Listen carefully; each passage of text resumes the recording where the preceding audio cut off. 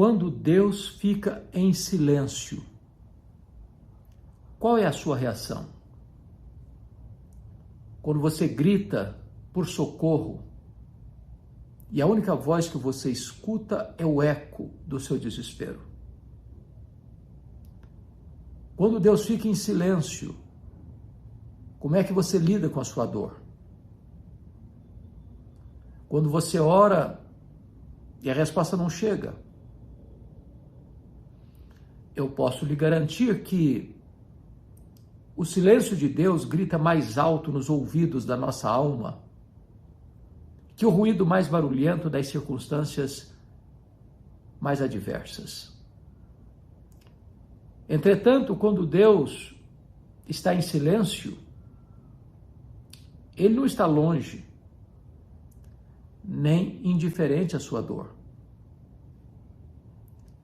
Quando Deus fica em silêncio, é porque, via de regra, Ele está preparando algo maior e melhor para a nossa vida. Às vezes ficamos desesperados, como os discípulos no mar da Galileia, que, em virtude de uma tempestade borrascosa, dos ventos fuzilantes que açoitavam o barco frágil, fazendo-o rodopiar no meio do mar, ameaçando-os de um naufrágio iminente, eles recorrem a Jesus com a pergunta em tom de censura: Mestre, não te importas? Não vais agir? Não vais nos socorrer? Não estás percebendo o perigo? Não vais nos ajudar na iminência da nossa crise mais medonha? Jesus estava dormindo naquele barco quando a tempestade se agigantou, ameaçando a segurança dos discípulos. Há momentos na vida que nos sentimos assim, ameaçados, encurralados por circunstâncias carrancudas, por acontecimentos medonhos, por sentimentos turbulentos e avassaladores.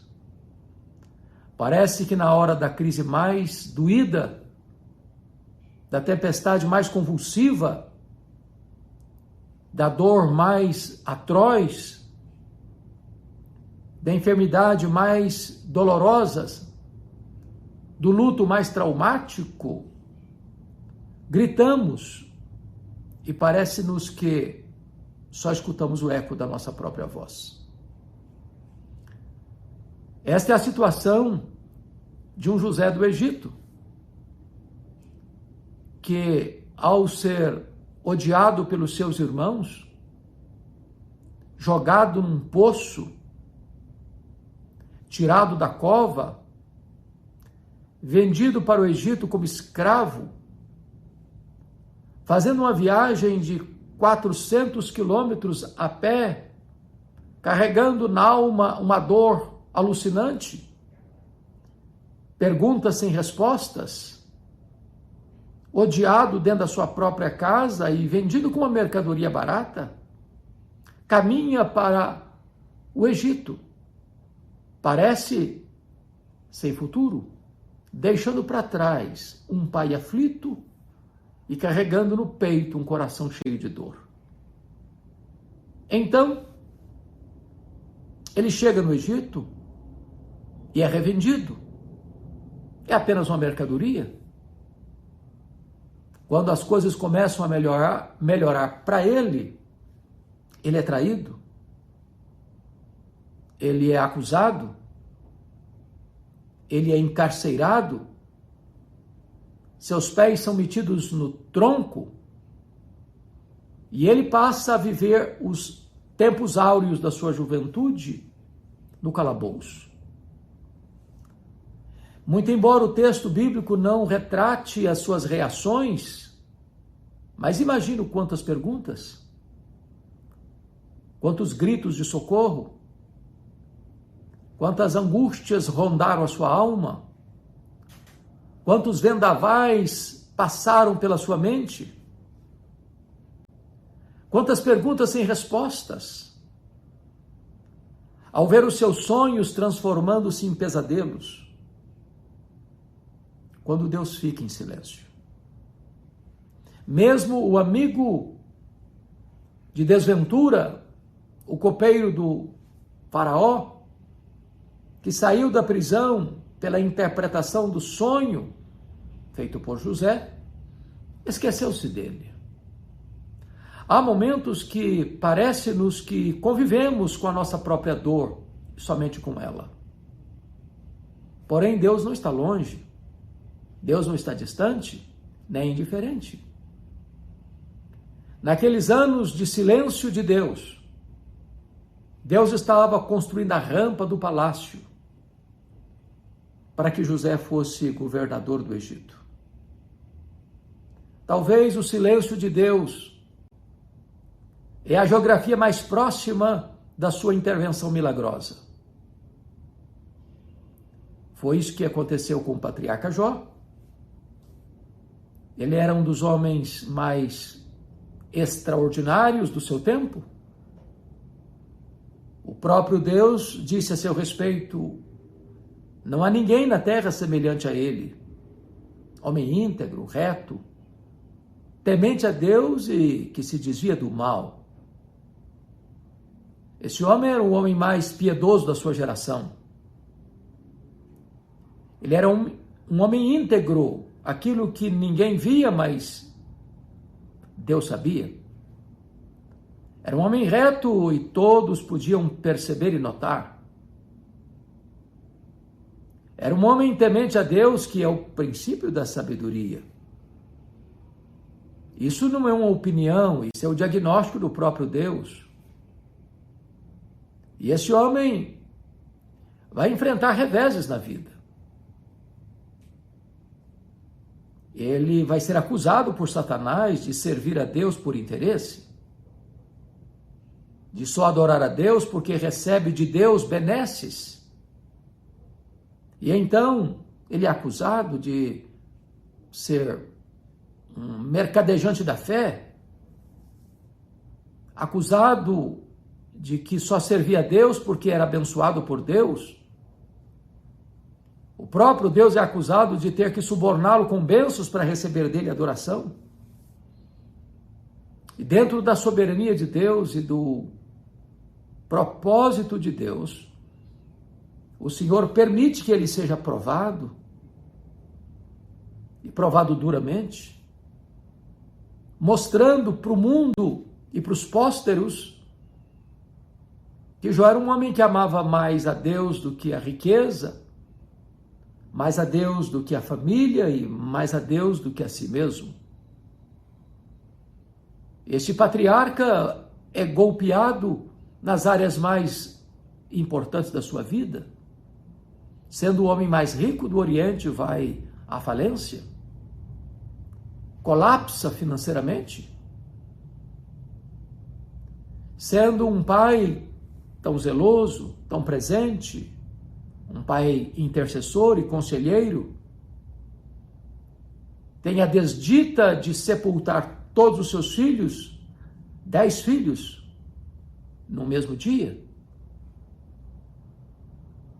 Esse homem que, a despeito destas duas desventuras tão gigantescas, ainda sofre o golpe de uma doença maligna que explode em seu corpo com feridas putrefatas do alto da cabeça à planta dos pés. E ele vai se transformando numa ferida aberta, uma carcaça humana, numa úlcera aberta. Seu sofrimento é atroz, sua dor não cessa, e ele vai ficando magérrimo, macérrimo, de couro furado pelas costelas em ponta. Seu corpo cheirava mal. Ninguém podia socorrê-lo, ele foi para o escoadouro, talvez de lixo da cidade, raspando as suas feridas com cacos de telha. sofre o golpe de não ter o apoio da mulher na hora mais aguda da sua dor, quando ela se insurge contra Deus. E diz para Jó: ainda conservas a tua integridade? Amaldiçoa a Deus e morre. E se não bastasse tantas coisas adversas,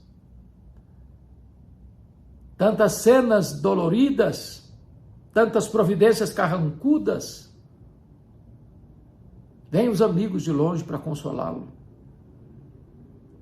Porque estavam governados por uma teologia enviesada, sinuosa, deficiente, assacaram contra ele os mais pesados libelos acusatórios, chamando-o de ladrão, de adúltero, de louco, de ter se enriquecido por meios ilícitos, por roubar e oprimir órfãos e viúvas.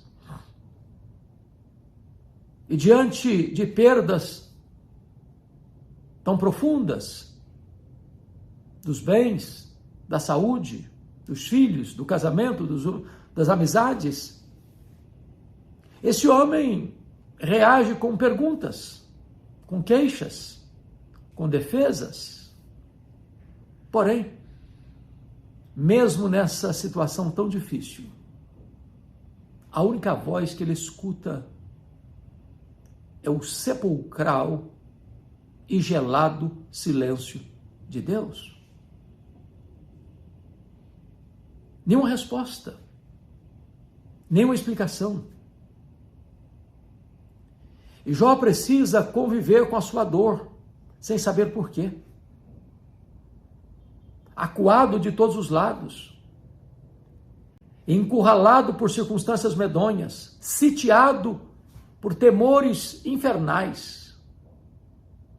Ele não tem nenhuma luz no fim do túnel, nenhuma janela de escape, nenhuma palavra que venha como bálsamo, como terapia para a sua dor tão atroz. O silêncio de Deus certamente grita mais alto nos nossos ouvidos do que as circunstâncias mais medonhas.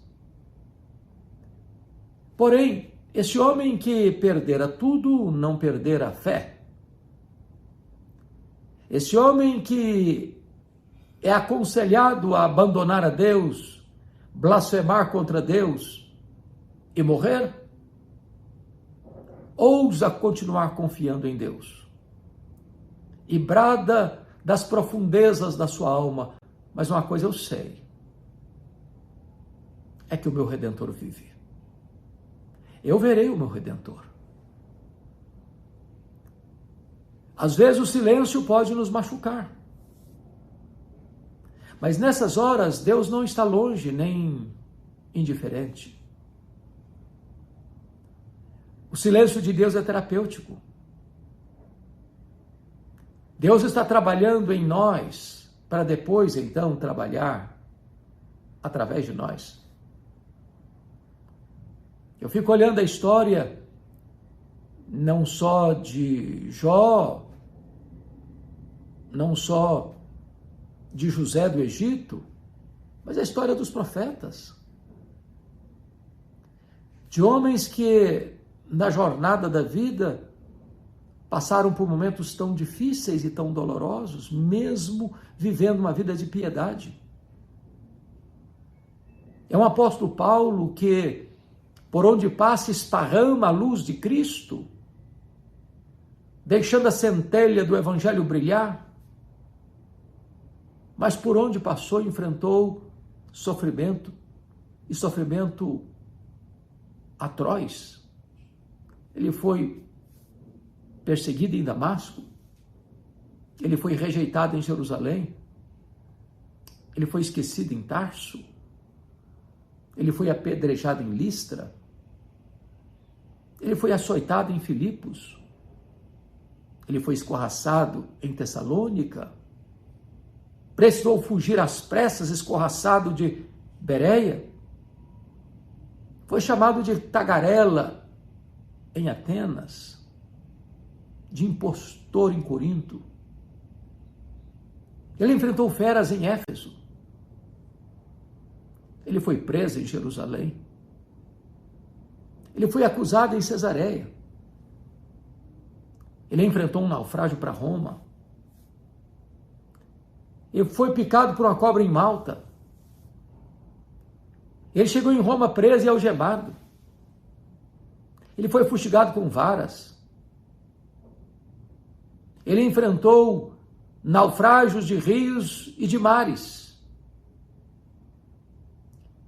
Ele enfrentou toda sorte de pressões e opressões, temores por dentro, pressões por fora. Foi assolado por uma enfermidade, um espinho na carne, mensageiro de Satanás para lhe esbofetear. E ele, que já tinha intercedido por tantas pessoas, ele que já tinha sido um instrumento nas mãos de Deus para realizar milagres tão graciosos na vida de tantas pessoas, ao clamar a Deus por uma cura, por um alívio, encontrou não apenas o silêncio de Deus, encontrou o não de Deus. Deus disse: a minha graça te basta. O meu poder se aperfeiçoa na fraqueza. Este homem, e não obstante ser o maior bandeirante da fé, o maior desbravador do reino de Deus, de ter percorrido os rincões do Império Romano, desbravando fronteiras, plantando igrejas, estabelecendo lideranças, escrevendo cartas, encerra a sua biografia numa masmorra romana, acusado de um crime que não praticou, abandonado pelos seus amigos, seus irmãos, levado a uma audiência e ninguém foi a seu favor. Então é sentenciado de morte. Mas mesmo nessas circunstâncias, onde o braço da providência não se estendeu para socorrê-lo da morte, mas entendeu que Deus o livrou na morte. E pôde afirmar: já estou sendo oferecido por libação. E o tempo da minha partida é chegado. Combati o bom combate, completei a carreira, guardei a fé. Já agora a coroa da justiça me está guardada, a qual o Senhor reto juízo me dará naquele dia, não apenas a mim, mas a todos quantos amam a sua vinda. O silêncio de Deus, o não de Deus, não deslustrou a sua fé, não arrefeceu o seu ânimo, não desidratou a sua esperança. Esse homem está entendendo, e já tinha escrito sobre isso, que a nossa leve e momentânea tribulação produz para nós eterno peso de glória acima de toda comparação. Já havia dito que os sofrimentos do tempo presente não são para comparar com as glórias por vir a serem reveladas em nós. De tal maneira que quando Deus fica em silêncio ou diz não à nossa oração, não é porque não nos ama, é porque nas circunstâncias da vida Ele nos fortalece para enfrentá-las. E após as lidas deste mundo, Ele que nos guiou com seu conselho eterno, nos recebe na glória. E na glória, 1 minuto da eternidade com Ele apaga todas as memórias amargas, todas as feridas doloridas, todas as lágrimas choradas, toda a dor que pulsa e fuzila o peito. O céu indenizará todo o nosso sofrimento na terra. Talvez você esteja lidando com o silêncio de Deus, de uma enfermidade que você ora e não vê a cura, de uma esposa que ora pela conversão do marido e ele se torna mais endurecido, de pais que intercedem pelos filhos e não vê nenhum sinal de mudança nesses filhos. De um casamento que se arrasta, sem qualquer brilho, sem qualquer esperança de mudança ou restauração. De uma crise financeira que se estabelece e, por mais esforço que se tem, não vê uma saída honrosa para as dívidas ou para o sufoco. Ou talvez de uma fraqueza humana, de um pecado que tenazmente assedia e não vê uma resposta, uma saída, um livramento. E eu quero dizer a você que Deus está no trono, o braço dele está estendido, a mão dele não está encolhida. E mesmo quando ele fica em silêncio, ele não está inativo. Ele é poderoso para salvar. No seu tempo, do seu modo, para a glória dele, ele vai agir. Não na pressão da nossa agenda, não nos ditames da nossa vontade, mas conforme o seu conselho e o seu beneplácito. Faz todas as coisas conforme o conselho da sua vontade. Como Jó podemos afirmar, agora eu sei que tudo podes e nenhum dos teus planos pode ser frustrado. Quando Deus fica em silêncio, Ele está trabalhando no turno da noite, porque não há Deus como nós que trabalha para aqueles que nele esperam. Aos seus amados, Ele os dá enquanto dormem. Então descanse em Deus, porque mesmo em silêncio, Ele está agindo, e agindo por nós e não contra nós. Para podermos então afirmar como Paulo, sabemos que todas as coisas cooperam para o bem daqueles que amam a Deus, daqueles que são chamados segundo o seu propósito. Se esta mensagem abençoou o seu coração, eu peço que você a compartilhe com os seus amigos, espalhando esta mensagem para tantas outras pessoas. Se você ainda não está inscrito no nosso canal, inscreva-se e nos ajude a levar esta mensagem aos rincões da nossa pátria e aos quadrantes do mundo. Deus abençoe sua vida. Fica com Deus.